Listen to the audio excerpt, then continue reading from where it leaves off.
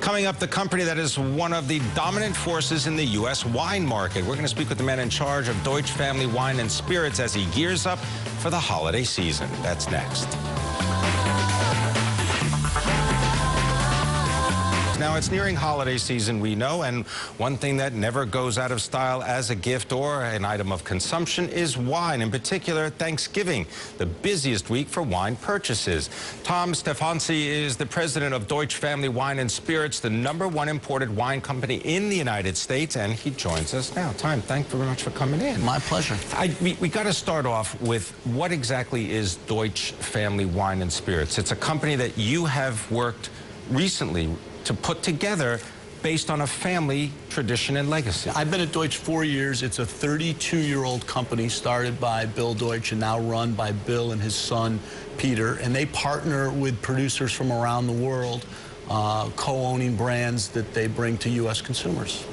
Tell us some of the brands like Yellowtail, because that is very familiar to a lot of people. So Yellowtail is probably the most familiar brand to your viewers.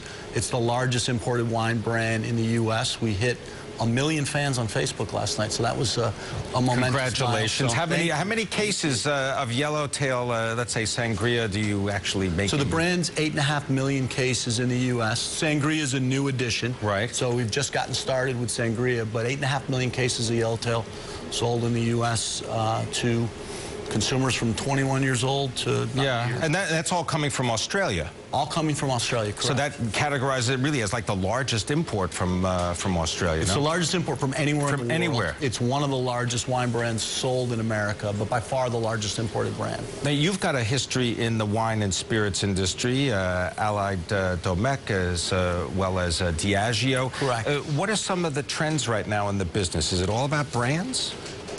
With spirits, certainly it's very much about brands. Wine is a bit different. Consumers love to experiment. So what you see in wine is a lot of sampling across a wide array. And we see wine in the U.S. has grown right through the recession. So we have not had a down year in the wine business in the U.S. in 20 years.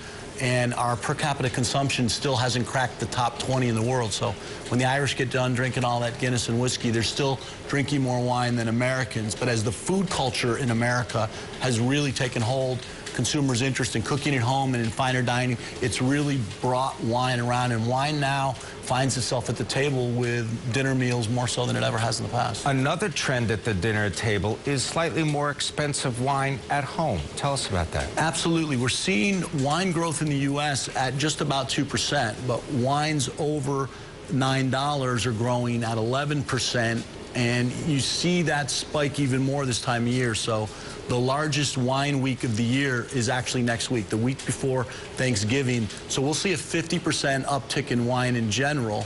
But when we get into wines over $15, we see a 111% increase. So there's a little-known phenomenon, and I don't know if this is true in your household, but in a lot of households, people will serve finer and more expensive wines to their guests than they will to their spouse. It's like sitting on the furniture, right? You can't sit on that. Exactly. Right. The plastic comes off when the guests come over. So what are some of the favorite wines? I know that you brought some with you, and I'm just wondering if you could describe some of them and maybe their price points so people can understand a little bit more about what you produce. Absolutely. What I wanted to do for your viewers, as they're thinking about... And our listeners, just to let you know. And your listeners. That's it. Go ahead. And your listeners. Apologies to those listening on the radio.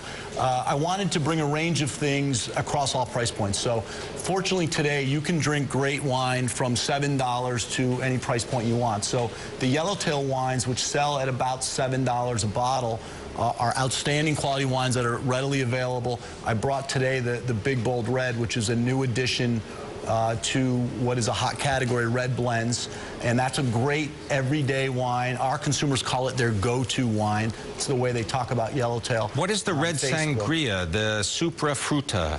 So Eppa Sangria is a new item, only been on the market about 1.5 years, and it is a premium sangria made from organic grapes and real fruit juices that happen to be high in antioxidants. So a delicious product. And low in alcohol, and I think for the holidays, a great way to to offer flavor in case you don't want to have a lot of mixers. So if you want to offer wine, but also offer something a little different than wine, Eppa's a great option, great tasting. We got to leave it there, but look forward to having you in the future and give us an update on, well, you can tell us what you had at Thanksgiving and what we could plan for Christmas. Absolutely. Thanks very much. Thanks, Pimm. Tom Steffanci, he is the president of Deutsch Family Wine and Spirits. Now, coming up, his 19th century photography provides...